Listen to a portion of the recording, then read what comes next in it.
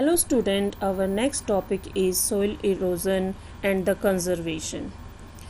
My student requested me to teach in bilingual language, so I would like to take this lecture as per my student's request. So now I am starting the topic soil erosion. First of all, you have to know about the erosion. What is erosion? Erosion means intersection, means cutting down or removal the upper layer of soil. यानी जब मिट्टी की ऊपर वाली layer wind या और water के pressure में आके कट जाती है, उसे हम क्या कहते हैं? सोइल इरोजन कहते हैं. Mainly there are two type of soil erosion. Soil erosion दो तरह के होते हैं. First is sheet erosion. It is most popular erosion and आपने देखा भी होगा जब मिट्टी की ऊपर वाली बिल्कुल पतली सी लेयर एक पानी के प्रेशर में आके या हवा के प्रेशर में आके हट जाती है, उसे हम शीट इरोजन बोलते हैं. This mostly happen in hilly areas, flood plains and coastal areas. Understand? Next, gully erosion. Gully erosion. Mostly on the uneven terrain, the rainfall scoop out narrow and deep lines. As you see in the picture, after the long times, these lines become more larger and widen. This type of erosion is known as gully erosion. देखो बेटा, मोटा मोटा क्या है कि जब मिट्टी पानी के बहाव में एक नाली की तरह बह जाती है, और वो नाली धीरे धीरे बड़ी हो जाती है, वाइड हो जाती है, उसे हम बोलते हैं गली इरोजन. जैसे आपने देखा भी होगा जब आप गार्डन में पानी देते हैं तो कई बार क्या होता है, हमारी पानी एक पाइप जो होती है वो एक जगह आप करके देखो काफ़ी देर तक, पानी का प्रेशर वहीं पे मिट्टी में एक नाली सी बना देता है. उसी वो जो होता है गार्डनिंग करना यानी वाटरिंग करना, जब पानी के प्रेशर में वो नाली बन जाती है और धीरे धीरे अगर आप उसी जगह पे उसको रखोगे तो वो वाइड भी होती जाएगी. इसी को हम गली इरोजन बोलते हैं. Next is soil conservation. To protect the loose of upper most layer of soil is known as the soil conservation. Means soil की जो ऊपर वाली लेयर है उसको प्रोटेक्ट करना सोइल कंजर्वेशन होता है. And one more thing, when soil lose their nutrition and fertility and get exhausted, it is also called soil exhaustion. जब सोइल अपनी न्यूट्रिशंस वैल्यू एंड फर्टिलिटी खो देती है, उसको हम सोइल एग्जॉशन बोल देते हैं. ये ज़्यादातर केमिकल ज़्यादा होने की वजह से या फिर उस सोइल का कुछ ज़्यादा ही यूज़ हो गया हो, तो इससे क्या होता है, सोइल की जो फर्टिलिटी होती है वो ख़त्म हो जाती है, जिसे हम सोइल एग्जॉशन के नाम से जानते हैं. There are different type of methods which are use to avoid the soil erosion. बहुत सारे ऐसे मेथड हैं जिनको हम यूज़ करते हैं सोइल को कंजर्व करने के लिए. उनमें से first most important and easy method है afforestation. It is the best ways to conserve the soil और to plant more and more tree. इसमें क्या है, आप जितने ज़्यादा ट्री प्लांट करोगे उतना ही आप सोइल को प्रोटेक्शन दे सकते हो. ट्रीज़ क्या करते हैं, ट्रीज़ मिट्टी को बाइंड करके रखते हैं, टाइटली वो बाइंड कर लेते हैं, जिससे क्या होता है मिट्टी टाइट हो जाती है और वो प्रेशर में आके एकदम से नहीं बह पाती. इससे हम सोइल को बचा सकते हैं. सेकंड वे है वन महोत्सव. वन महोत्सव is a festival. It is the festival of forest. It is celebrated in the month of July, and it was started in 1950 by K.M. Munshi. In this festival, the people, mainly the NGOs, volunteers, students and environmentalists, plant trees for a week.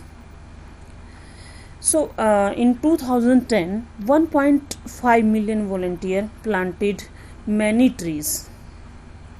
There are different NGOs working towards this Van Mahotsav. So in every the first week of July, the Van Mahotsav is celebrated. It is celebrated in school also. आपने देखा भी होगा, हम कई बार school में plants distribute करते हैं, plants आपने उगाए भी हैं, आप अपने बर्थडे पे भी प्लांट लगाते हो. तो ये सारे के सारे जो वेज हैं, एफोरेस्टेशन हो गया, वन महोत्सव हो गया, ये सारे ट्रीज़ को प्लांट करने के लिए ही बनाए गए हैं. जैसे जितने ज़्यादा ट्री प्लांट होंगे उतना ही हम सोइल को प्रोटेक्ट कर सकते हैं. So next is control over grazing. Over grazing क्या है बेटा? ओवर ग्रेजिंग में क्या होता है, ये एनिमल द्वारा की जाती है. जब एनिमल किसी पर्टिकुलर एरिया में बार बार ग्रेजिंग करते हैं, यानी बार बार वहाँ जाके चरते हैं, उसको हम ओवर ग्रेजिंग बोलते हैं. अब जब एक एरिया में एनिमल बार बार ग्रेज कर रहे हैं, तो एनिमल ज़्यादातर क्या करते हैं, animal pull out the plant of their roots with and loosen the ground. अब जो ग्राउंड उन्होंने लूज़ कर दिया, ग्राउंड उनके पैरों से भी लूज़ हो जाता है, और वो जब पुल आउट करते हैं ग्रास को, उससे भी लूज़ हो जाता है. अब एक ही ग्राउंड पे बार बार ग्रेजिंग करने से वहाँ की जो मिट्टी है वो एकदम लूज़ हो जाती है. और अब उस मिट्टी में रेनफॉल आ गई या विंड आ गई, तो उस प्रेशर से वो मिट्टी इरोड हो जाती है जल्दी ही. इसको हम क्या कहते हैं, सोइल इरोजन कहते हैं. तो इसको रोकने के लिए हमें ओवरग्रेजिंग को रोकना पड़ेगा, एनिमल की ओवरग्रेजिंग को. Next is shelter belts. Shelter belts क्या होती हैं? ये रोज़ होती हैं, रोज़ ऑफ क्लोजली स्पेस्ड ट्रीज़, यानी ट्रीज़ को लाइनों में थोड़े थोड़े स्पेस पे लगा दिया जाता है. And it reduce the water run of, जिससे क्या होता है, जो पानी का एकदम से तेज़ी से बहाव होता है, वो ट्रीज़ की वजह से वो बहाव जो होता है वो स्लो हो जाता है. And it is the most effective method in desert and coastal areas. ये बहुत ही इफेक्टिव मेथड है डेजर्ट और कोस्टल एरियाज़ में. Is terrace farming. Basically terrace farming जो है ये हिली एरियाज़ में की जाती है. It is one of the oldest method. In this method, a hill slope cutting down in number of terraces. यानी जो ये हिल स्लॉप है, हिली एरियाज है, इसको डिफरेंट टेरेसेस में काटा जाता है. ऐसा क्यों किया जाता है? देखो, जब रेनफॉल आती है, हैवी रेनफॉल आती है, तो वो स्टेप बाय स्टेप नीचे जाएगा पानी, और उससे क्या होगा, जो पानी का जो प्रेशर है वो स्लो होता जाएगा. जितना जितना वो पानी नीचे जाएगा उसका जो प्रेशर है वो स्लो होता जाएगा. इससे क्या होगा, इससे हम सोइल को इरोजन होने से बचा सकते हैं. तो it is one of the most effective method. Next method is contour ploughing. Contour ploughing क्या होता है? इसमें ये बहुत टेक्निकल मेथड है. ये बहुत इजी नहीं है, ये बहुत टफ है. इसमें भी सेम हिली स्लोप को ही ये इस तरह से डिज़ाइन में कट किया जाता है ताकि पानी के रन ऑफ को रोक सके. अब देखो, मान लो इसमें हम इरिगेशन करेंगे तो पानी ये जो स्ट्रिप्स सी बनी हुई हैं इनसे इनको क्रॉस नहीं कर पाएगा, और पानी की स्पीड भी कम हो जाएगी इनसे टकराने से. तो ये जो कंटोर प्लॉगिंग है ये भी एक बहुत इफ़ेक्टिव मेथड है. थोड़ा सा टफ है लेकिन बहुत इफ़ेक्टिव है. इससे जो रन ऑफ है वो रिड्यूस हो जाता है, और इसके साथ प्लांट्स को ज़्यादा पानी मिल पाता है. सो नेक्स्ट क्या है? नेक्स्ट है स्ट्रिप क्रॉपिंग. स्ट्रिप क्रॉपिंग क्या है? इसमें different crops are grown in alternate slopes. जैसे स्ट्रिप्स में, जैसे ये आपको दिख रही है पिक्स में, कॉर्न उगे हैं, ओट्स उगे हैं, हे उगा. ये तीन चार ऐसे स्ट्रिप्स बना दी जाती है जिसमें डिफरेंट टाइप की क्रॉप्स उगाई जाती हैं जो एक दूसरे को प्रोटेक्ट करती हैं, यानी वाटर के रन ऑफ से बचाती हैं एक दूसरे को. और इससे पानी, सेम वही कंटोर वाली बात है, पानी भी कम दिया जाता, पानी का भी ज़्यादा चला जाता है प्लांट्स में. तो ये भी एक इफ़ेक्टिव मेथड है. नेक्स्ट है क्रॉप रोटेशन, जो नॉर्दर्न प्लेन में ज़्यादा किया जाता है प्रैक्टिस। क्रॉप रोटेशन क्या है?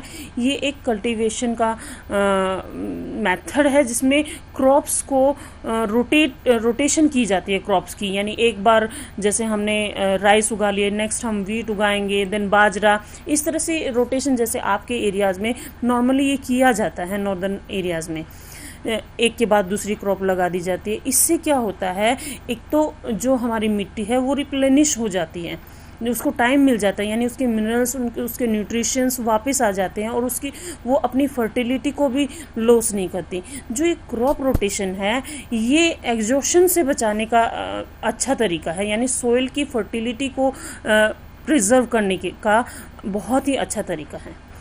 नेक्स्ट है बर्डिंग ऑफ फील्ड्स।